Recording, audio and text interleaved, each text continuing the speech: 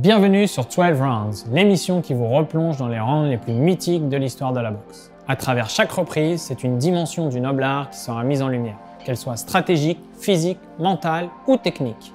On va évoquer des combats de légende et les champions qui ont marqué leur époque. Ces moments rares et précieux où le public communie avec ses idoles et où la boxe dépasse le cadre du sport pour refléter la société. Allez, c'est parti, on commence par le premier round. On va aborder cette première reprise cruciale dans un combat en revenant sur une rencontre exceptionnelle entre deux champions. Thomas Hitman Hearns contre Marvin Marvelous Hagler.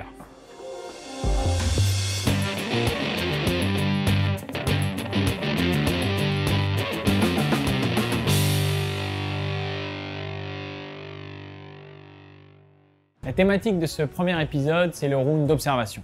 On a la chance de recevoir Christophe Landais, ancien champion du monde de full contact, grand fan de Marvin Hagler, qui va partager son expérience du haut niveau avec nous. Salut Christophe, merci d'être parmi nous. Salut Jérémy, c'est un grand plaisir.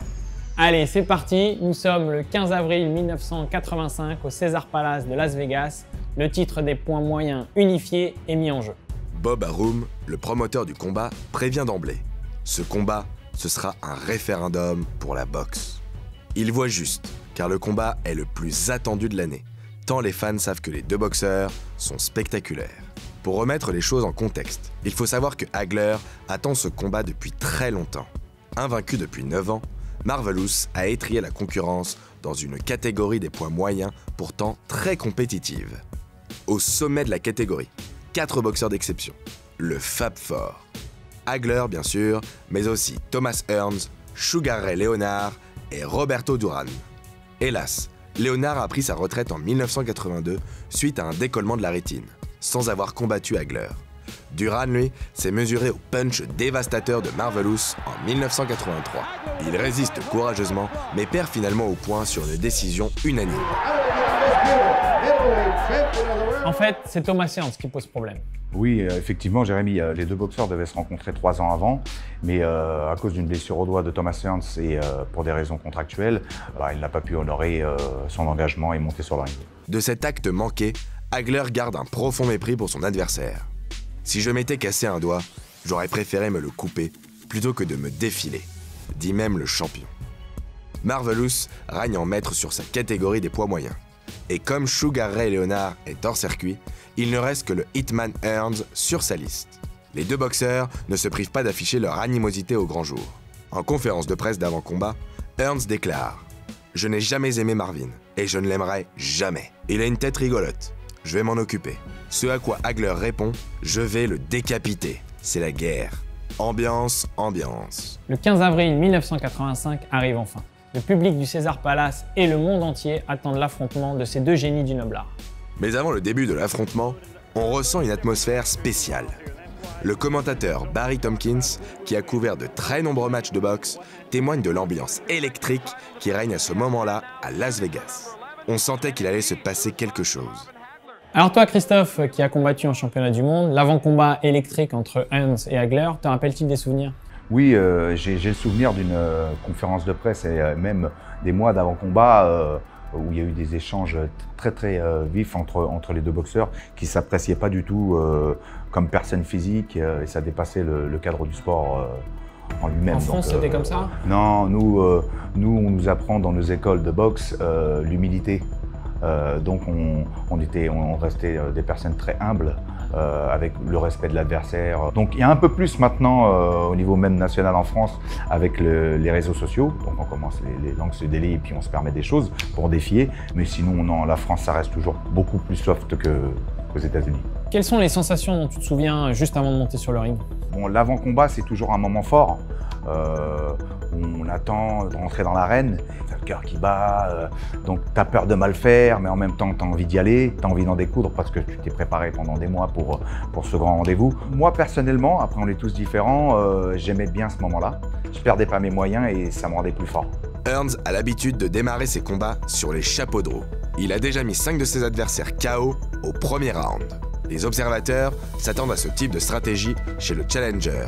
Mais ce que tout le monde ignore, c'est qu'Hagler a exactement la même idée en tête.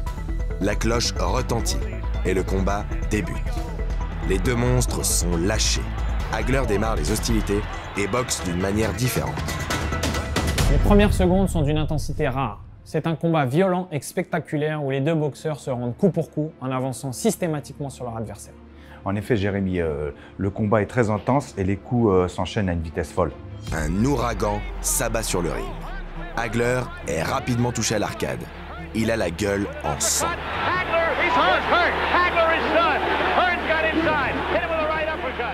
Le Hitman passe la dernière minute du round dans les cordes. Marvelous a enfin réussi à coincer Hearns dans le coin du ring. Pas de répit. Les coups pleuvent, encore et encore. À 10 secondes de la fin du round, Hagler fait même vaciller Hearns sur un direct du droit. Mais ce punch ne semble pas atteindre Tommy qui répond vaillamment jusqu'à la fin du round. La cloche sonne. Le public de Las Vegas est debout pour acclamer les deux champions. Barry Tompkins dit à Shaw et il voit juste. Le comptage du round est hallucinant. 83 coups pour Hearns, 82 pour Hagler, ce qui fait un total de 165 coups en à peine 180 secondes. On comprend mieux pourquoi le combat était baptisé The War. Richard Steele, l'arbitre du combat, dira plus tard avoir été choqué par la férocité des coups portés et le rythme soutenu du combat. Le juge Herb Santos donne 10-9 pour Hagler, tandis que Harry Gibbs et Dick Young donnent le round à Hearns. À vrai dire, le pointage n'a que peu d'importance.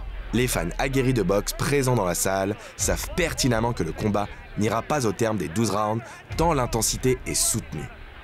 Tommy Hearns avouera après le combat « Ce premier round a pompé toute l'énergie que j'avais. » La suite, vous la connaissez. Tout d'abord, pour expliquer l'état d'esprit des deux boxeurs, il faut remettre le combat dans le contexte de l'époque. La boxe professionnelle est certes un sport, mais c'est aussi un spectacle. Ce n'est pas un hasard si tant de combats importants se déroulent à Las Vegas, la capitale mondiale de l'entertainment. Et dans le cas précis de Hagler versus Hearns, le combat est vraiment attendu par le monde entier. Une pression immense pèse sur les épaules des deux boxeurs. Ils ne peuvent pas décevoir, et tout le monde veut voir un véritable show. Au vu de leurs styles respectifs et de l'animosité qui règne entre eux, le chaos semble même inévitable. Les médias vont même jusqu'à surnommer le combat « The War » avant même que celui-ci ne débute. Dans ce contexte si particulier, on peut comprendre qu'Hagler et Hearns avaient une telle envie d'en découdre que les stratégies préparées minutieusement avec leur coach ont peut-être volé en éclats. Une fois sur le ring, plus de place pour l'observation. C'était tout de suite la guerre. Alors Christophe, on l'a vu dans ce combat, pas de round d'observation. Comment toi tu abordais tes premières reprises? Moi justement, j'étais plus dans l'observation. Je jaugeais, je voyais si c'était un adversaire qui était fuyant, qui boxait plus en avançant, si la garde était hermétique, s'il était un peu découvert. Donc je préférais m'installer, je rentrais en diesel, tout doucement, je m'installais dans mon combat et après, avec mes coachs, on adoptait une stratégie par rapport à la situation. D'un point de vue technique, tout oppose les deux boxeurs. Tout d'abord, Hagler est gaucher et trapu, tandis qu'Hearns est droitier, grand et longiligne. Hagler est un switcher, capable de boxer dans les deux gardes, à droite et à gauche. Même si la plupart du temps, il boxe en gaucher, il est vraiment confortable dans n'importe quelle position. Avançant sans cesse sur son adversaire, il profite de son centre de gravité bas pour venir chercher au corps et remonter au visage. Hagler possède aussi une allonge d'1,91 m, considérable pour sa taille. Hitman, lui, est plus grand, mais boxe de manière très agressive. Sa spécialité, le flicker jab. En fait, c'est un jab qui est très relâché, ce qui permet d'aller très vite et de bien gêner son adversaire en multipliant le nombre de jabs. Ça tombe bien parce que son 1,98 m d'envergure lui permettait justement avec ce geste de toucher très souvent ses adversaires. Surtout, il permet de tenir Marvin Hagler à distance. Coup peu puissant, il ouvre la voie au bras arrière et au crochet du gauche. Beaucoup plus puissant, destiné à assommer l'adversaire. Hagler, lui, avait son fameux gazelle jab, vraiment pour casser la distance en bondissant sur son adversaire. D'ailleurs, il le fait une fois dans la première reprise. Alors, le gazelle punch en boxe anglaise, c'est vraiment un coup qui se fait de loin en bondissant sur son adversaire. La plupart du temps, ça se fait avec un crochet. Et Hagler, lui, pour gagner encore plus de distance, le faisait avec un jab. D'où le gazelle jab. Dans cet affrontement, Hagler va débuter le combat de façon peu orthodoxe. lui qui est habitué à des rounds d'observation, va imprimer une cadence infernale dès la première seconde. Christophe, on l'a dit, tu es un grand fan de Marvin Hagler. Qu'as-tu pensé de sa stratégie d'ouverture qui est quand même inhabituelle pour lui? Très inhabituel, bon, pour avoir vu pratiquement tous ses combats, Marvin Hagler, c'est un diesel, c'est quelqu'un qui s'installe dans son combat, qui travaille de façon qui est plus un boxeur qui use son adversaire plutôt que puncher. Et donc j'étais vraiment très surpris. Mais bon, c'était sûrement l'enjeu et la rivalité entre les deux qui ont fait qu'il a voulu mettre tout de suite son empreinte sur le combat. Le défi est accepté par Hearns, qui répond aussitôt à l'assaut initial du champion. Durant la reprise, Hagler avance sans cesse vers son adversaire en travaillant de face. Son crochet gauche touche plusieurs fois. Hearns use de son direct et des crochets gauche et droit pour mettre à mal Hagler. Son jeu de jambes est bon et tourne autour de Marvelous. Il parvient à toucher Hagler sur un uppercut. En fait, la stratégie type, c'est quand le grand gêne avec des jabs, le petit doit rentrer sur des esquives et à partir de là, le grand place des uppercuts pour vraiment l'empêcher de se rapprocher. Hagler est blessé au milieu de la reprise, mais il ne bronche pas. Finalement, durant la dernière minute, les deux boxeurs se déclarent une guerre au corps à corps, d'où Hagler sort vainqueur en touchant Hearns. Dernière chose à noter, sur le travail de corps à corps, Hagler a vraiment deux techniques pour recréer un peu de distance, pour avoir des coups très efficaces quand il est collé sur son adversaire. Alors il se colle pourquoi? Pour vraiment éviter les mauvais coups. On se protège en étant toujours vraiment la tête à gauche ou à droite, mais toujours sur une épaule plutôt que face à l'adversaire. Et pour recréer de l'espace, il a soit son petit travail en repoussant avec un avant-bras pour travailler en crochet, ou alors un peu plus vicieux, il est ici et en mouvement de tête et en torsion de buste, il se recrée de l'espace en lançant un crochet. Pour conclure, Christophe, qu'est-ce que tu as pensé de cette première reprise? Grosse prise de risque des deux boxeurs, grosse intensité, sympa à voir pour les spectateurs. Mais le côté négatif pour Hagler, c'est bien sûr la blessure au niveau du nez, qui a fait qu'il a dû s'employer encore plus et mettre encore plus d'intensité dans les autres rounds.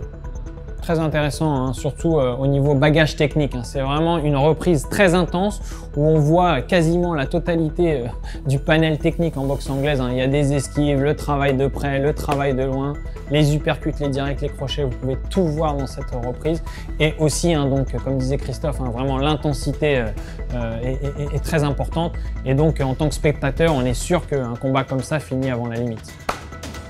Évidemment, tous les premiers rounds ne sont pas aussi remarquables que celui de The War, mais quelques-uns ont quand même réussi à marquer l'histoire de la boxe. On vous raconte. Déjà, on peut citer Arthur Suskind.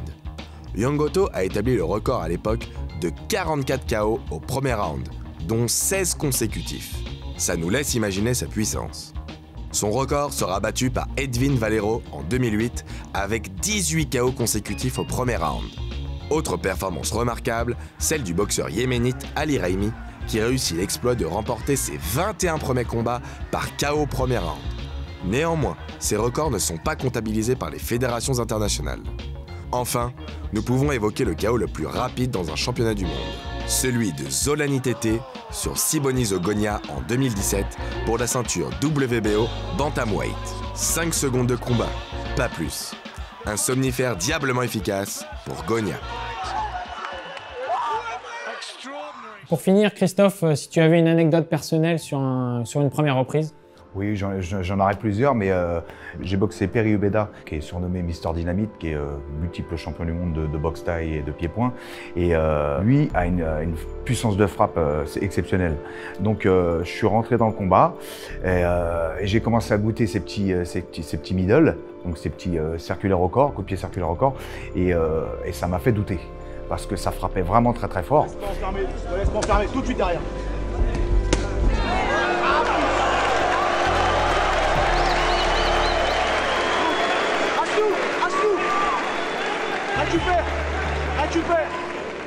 Donc j'ai arrêté d'avancer, j'étais un peu plus timoré que d'habitude alors que je suis un boxeur offensif qui aime bien m'installer et je me suis mis un peu en retrait et il a pris confiance et j'ai été touché au premier round, compté 8. Donc je suis rentré dans le coin avec un peu de questions. dans la tête. Et avec mes coachs, on a adopté une stratégie. Tout à l'heure, il faut que tu avances sur lui, tu Des pousses axes, dans les faut des corps. axés. Travaille tranquille, attaque-le en décalé. Ou alors tu es très loin de lui, ou alors tu es très près de lui. On est d'accord? Donc après, je l'ai bien bousculé, on a adopté la bonne stratégie, mais c'est vrai que le premier round est très important et il peut tout changer. Ok, merci Christophe d'avoir partagé ton expérience. C'est tout pour aujourd'hui. On se donne rendez-vous très rapidement pour le round 2 avec un nouvel invité. À très bientôt.